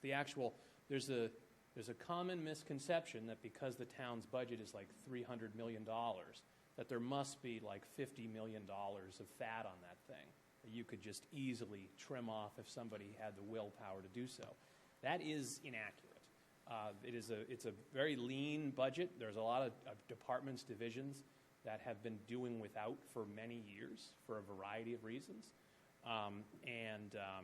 It's because, everybody has been fiscally responsible to some degree or another. Now, this year that we're coming into is involving a switch in policy from keeping a lot of money in excess levy towards raising that levy to address known systemic problems that the town has that has been willfully not addressing in order to keep taxes low. But that isn't going to solve all of our problems overnight either. But those are, all of these decisions and policies have been made over a number of years based on what was made the year before, the year before, the year before. So I don't know if that fully answers your question, but No, I appreciate what you're saying, but what Yes. you've said to me, I think, goes to the heart of, I think, Mr. Brewster's point, maybe my point, is, you're talking about departments getting what they want and the town administration getting what they want, but what you don't talk about is the taxpayer and the resident that has to send in their tax bill. But And they're the ones who are asking, I mean, when is somebody going to dig in and look at this budget and represent us? Well, they do. Okay, Those so- departments and divisions are providing vital services that those residents demand and require. So there's no, if there were a department or division that was digging holes and another department or division that was filling them in, then we could cut that. But that's not what's happening. We have people that are providing police protection, education to students, fire protection, working in this building, things that not everybody uses all those services, but everybody wants to live in a town that offers those things. No, of course, and that's great, and Right. and I'm not arguing that. I want some of that stuff, don't get me wrong. Right. But there has to be, in my opinion, and maybe Mr. Brewster's, but I'll speak for myself, there has to be some debate of pushing back. I mean, when it comes to us on Saturday morning as town meeting members, we really are in a tough spot. We can either vote yes or vote no. If we vote no, then the whole thing comes to a grinding halt. So we have to vote yes, or we tend to vote yes. But I think along the way, as other people have said, we want to start now to be part of that process. But are we just spinning our wheels? Are we just going to go and sit in the same meeting that you've sat in the past and hear from a department head they need X, Y, and Z, and we sign it off? What role as the Advisory and Finance Committee are you interjecting and saying, you know what, we all need this stuff, we all want the stuff, but we can't ask Mr. and Mrs. Q Public to send down another $2,000. That's easy. I mean, anybody could do it if that's all you do is send out a bigger bill. Right, What that's we're not- asking for is what are you doing on the financial level, and what can we do as town meeting members to help that process? So the Advisory and Finance Committee's subcommittee meetings tend to be between 2 and 4 hours long on all the departments and divisions in the town, going often line by line through all of their requests and asking for justifications for both additions and subtractions from budgets to keep track of what's happened over time. Because sometimes you'll have things drop out of a budget because there was a temporary need for something, now it's not, and you still want to explain, well, why is this budget going down $35,000, So you can justify all of those expenses and all of those changes. Every member of every budget subcommittee, chair or member, is encouraged to ask any questions that they have. There's no dumb questions. The only dumb thing is to have a question and not ask it. And then I believe this is still the case. It historically was the case. Members of the public that are in attendance are also encouraged to ask any questions that they may have. And these departments and division heads are giving proactive presentations to justify that budget and opening themselves up to questions from all of those folks and factors. Then those individual budget subcommittees are justifying their report to the entire Advisory and Finance Committee. And it's not you get the subcommittee report at town meeting, but what your recommendation that's read by the chair of the FinCom is what the entire FinCom, so you have 2 layers of review there from people that have experience collectively with the entire budget over a number of years, right? And it's a group that is appointed by the one position in town, the moderator, that doesn't have something in that budget, They're not appointed by the select board. They're not appointed by the planning board or the school committee. They're appointed by an individual that doesn't have any skin in that particular game. So they have that level of independence to make those types of recommendations and to question things. And you will see, for example, last year when I was on the school budget subcommittee, there was a debate between the select board and the school committee about an $800,000 potential cut. And the schools were saying, if you cut this, we're going to have to lay this many people off. And the town side was saying, well, we don't know that that's true, but even if it is true, we think it's necessary to balance our books the way we need to do it. And the FinCom came up with a compromise to put that money in salary reserve if needed to prevent layoffs, but to save the money, if possible, for those taxpayers that you were just talking about, if necessary, but still being able to provide those services to folks. So the process is extensive and has a storied history. I think one of the benefits of it being of the pandemic, there were not that many, but one of the benefits of them was all the committees were done on Zoom for a number of years, which meant that they happened during the workday, so they're challenging for regular people to attend. But when they were conducted entirely via Zoom, they were uploaded to PAC TV's website. They were broadcast on TV, live and then in succession as well. Or you could watch it at archive.org right before a town meeting, and you could see exactly what happened in that process. Not all of them have retained, since my departure, that particular feature. That's a choice that they've made for a variety of reasons. But there's always the opportunity to attend, and for those that involve a Zoom component, there's an opportunity to watch them later to find out what happened as well. Okay. All right, thank you very much. Mr. Weber, thank you. Thank you. It's been some good conversation here today, but the simplest thing that a town meeting member can do is watch or attend all of the meetings that start back in October. And if you don't do that, don't take offense to it, you're not doing your job. And I've talked about this before to this committee about your schedule. Not everybody has a lot of time, but you've got a meeting on the budget that starts in October almost every night of the week, because you got your school committee, you got your select board, you got your finance committee. In between there, you've got committee of precinct chairs, you've got board of health. All these things move to show the average taxpayer that there is transparency in the municipal and governance of our community. And if we're not watching it, shame on us. So what I'm saying to you is, all you need to do is share with your constituents, the ones that are asking, and we have some people that come in here and say, I'm talking to my constituents and they're demanding that we have all these extra committees and things like that.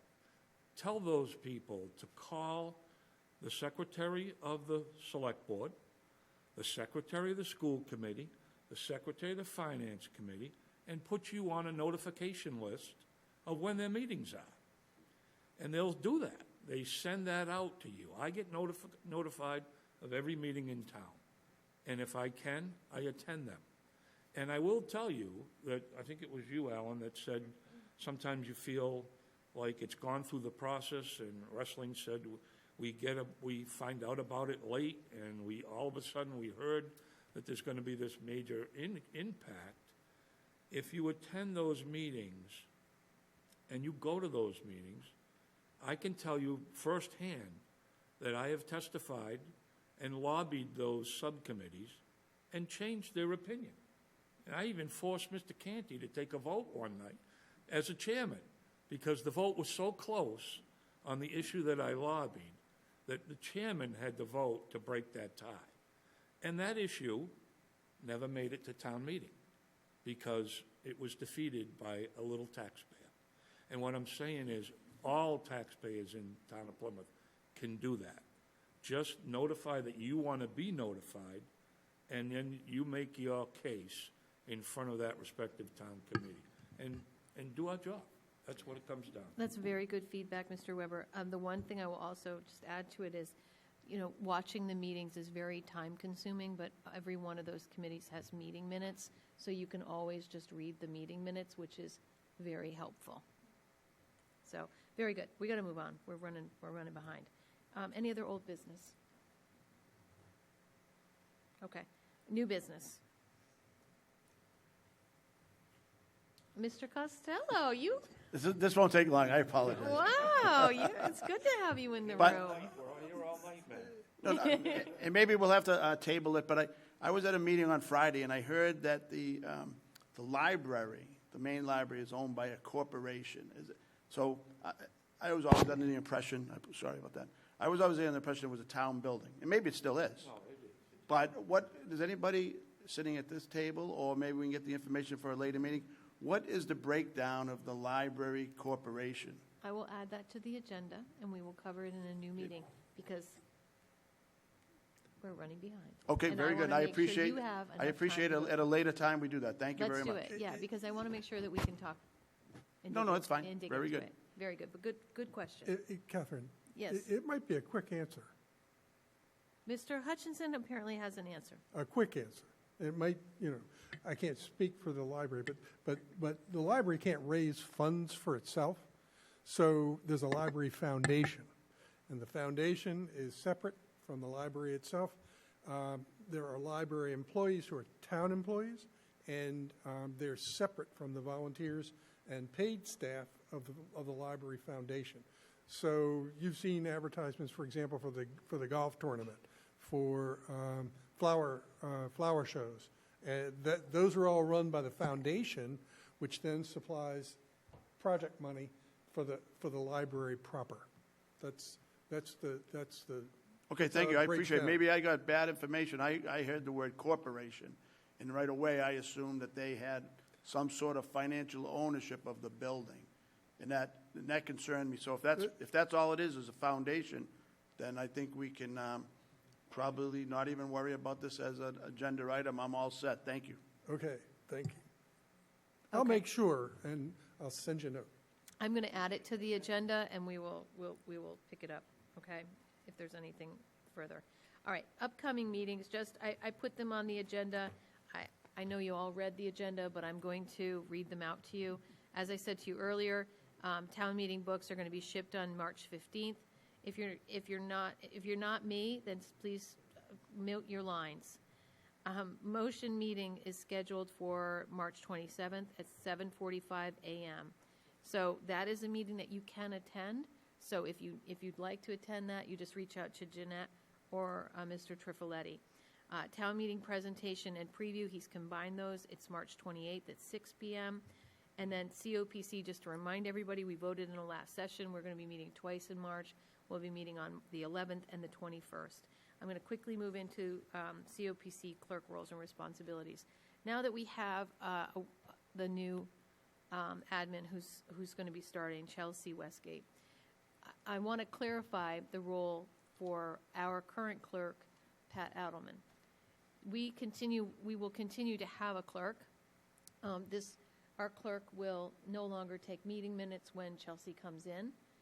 That will be Chelsea's responsibility. We will give Chelsea a seat at this table. But Pat still has a very important role, and we voted in Robert's Rules of Order, and one of those pieces in that was that if for any reason the chair or the vice chair can't make the meeting, then the clerk takes the responsibility of ensuring that she does a vote and that there's somebody that takes over that meeting. Maybe you vote that it's Pat, maybe you vote that it's someone else. So there still is some function that Pat in the role of the clerk will continue to hold. All right? Very good. Public comment. Does anyone have any public comment?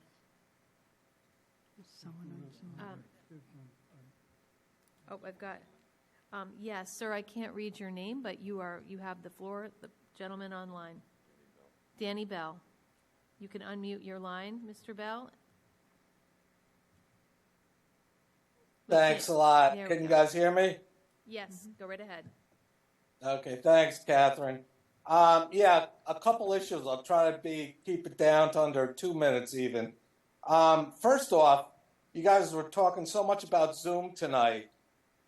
I think you need to have a level playing field across all the caucuses so that all the caucuses have Zoom ability or none of them have Zoom ability.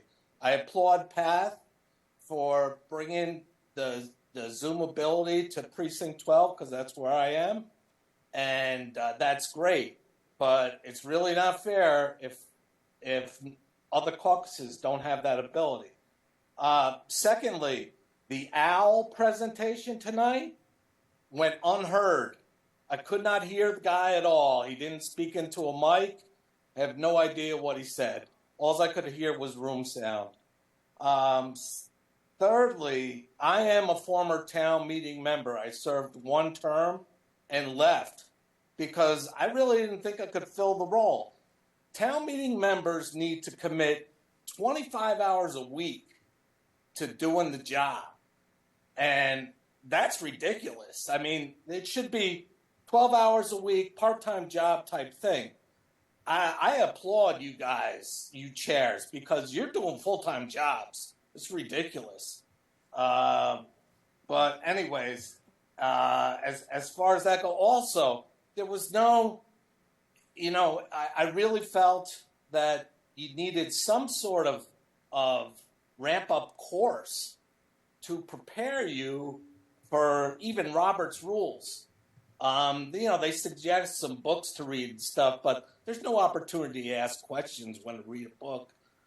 But I bring that up because you had the election official that was talking about getting your name on ballots and stuff, and I'd like to be part of it, but I can't at this point. I just don't see where I could fit in.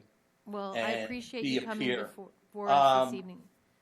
Hello, am I coming up on 3 minutes? Yeah, we're running over. So I just want to thank you for joining us and giving your public comment. I do have a couple of just responses to a couple quick things that you've said. As far as the hybrid meetings for the precincts for all of them, so any resident or any town meeting member can go to any caucus. So you don't necessarily have to go to your specific caucus. You're invited to any caucus. There's no restriction on that. Whether or not they do a hybrid or not, that is 100% the decision of that precinct and those town meeting members, and specifically the chair manages all of that. So we do not edict or dictate what a caucus does and how they manage it. That's on the responsibility of the chair. So, and then as far as the 20 hours a week, not everybody in town meeting is doing 25 hours a week. There are ways to make it more efficient for members. They can read the meeting minutes, as I've talked about. There's certainly people that get their information from their chairs. They get their information from the town website. So, it's unfortunate that you made a decision you didn't want to be a town meeting member anymore, but I'm appreciative that you're still engaged. So thank you for your time tonight. I'd like to now move on. I have something to share myself. First, is there no other public comment? Okay. So I have been informed by the president of the America's Hometown Laureates. Her name is, why is this not coming up? Jennifer Harris. She's the president. She reached out to me and told me about a really wonderful thing that's happening in town. It's Thursday, February 29th, and it's a Meet the Finalist event. And the America's Hometown Laureates are presenting this, and we have the wonderful honor to have Mr. Bill Arienti, who is going to be recognized as one of the finalists. And I'm just so pleased to say this and so proud to say that he is part of our COPC meeting. And so anyone is invited to attend this. It is free. It is at the Plymouth Patuxent Museum, which is on 137 Warren Ave. And it starts at 6 o'clock. Actually, there's a cocktail reception at 5 p.m. In the Gainsborough Hall. So I'm just so very, very thankful to see that we have somebody that is being recognized for their really good work. And I'm not sure exactly what it was that you, and I'm not going to ask you to read your poetry or anything like that, but I am very honored to be in possession of one of his books that he's written. So if anyone has any interest, we've read this at our house. It's fantastic, and you're welcome to borrow a copy. So congratulations of being a finalist. It's wonderful. Very good. Mr. Brewster. Mr. Brewster. Mr. Brewster. Motion to adjourn. Very good. Thank you, everybody. Thank you. Safe travels home.